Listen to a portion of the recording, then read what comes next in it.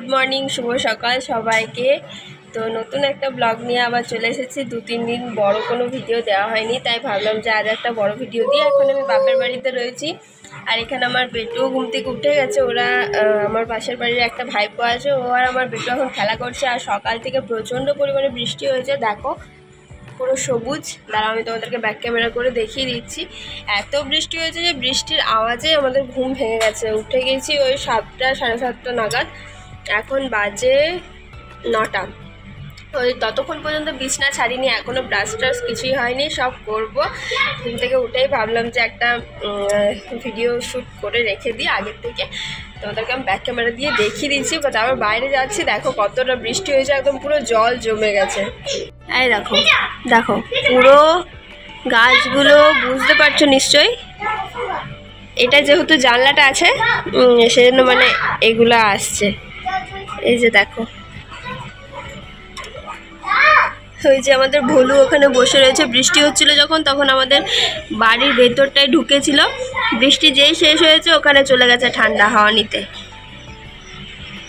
এই যে তো এবার তো সকালের কাজকর্ম শুরু করতে হবে। এখানে বেটু আর ওই বললাম ভাইপো খেলা করছে।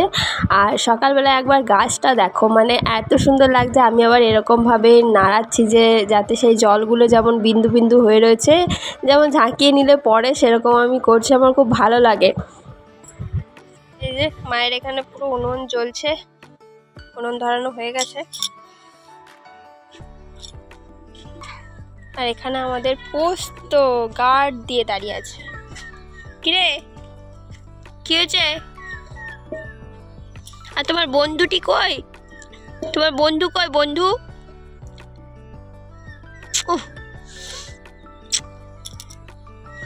তো এদিকে তো আমি ব্রাশ ট্রাশ করতে শুরু করে দিলাম। মেঘটা একবার দেখো, মানে এখনও কিন্তু সেই মেঘ মেঘ করেই রয়েছে। তোমার আজকে একটু আলাদা রকমের ওয়েদারটা, বেশ ভালো, গরমটা নেই। তারপর ব্রাশ করে চা নিয়ে বসে গেলাম, মা বললো চাটা খেয়ে নিতে। আর এখানে বিছনা টিছনাগুলো সব ছিল, যেহেতু এখন নতুন ঘরগুলো হয়েছে, তাই নিচেই মোটা করে বিছানা পেতে আমরা এখানে শুয়ে পড়ি। তো বিছনাগুলো এখন ঝেড়ে নিচ্ছি। আসলে কি বলো তো, মাই সমস্ত কাজ করে দেয়, কিন্তু আমার নিজেরও তো একটা খারাপ লাগা বলে জিনিস আছে বলো। শ্বশুরবাড়িতে গিয়ে তো নিজের মতো করেই নিজে সব কাজ করি, কিন্তু এখানে যদি শুয়ে বসে থাকি আমার নিজেরই একটু খারাপ লাগছে। আসলে শ্বশুরবাড়িতে অনেক কাজকর্ম করা হয় তো, কিন্তু এখানে তো সেরকম কিছু করা হয় না। তাই ভাবলাম যে বিছনাটা তুলে একটু মায়ের হেল্প হবে, এই যা আর কি। তো মা আমাকে বন্ধই করছিল যে তুই ছেলেটাকে নিয়ে থাক, আমি এই কাজগুলো সব করে নেবো, ওখানে তো করি, সেখানে আর করার দরকার নেই। তা আমি দেখলাম যে না, করেই দিই।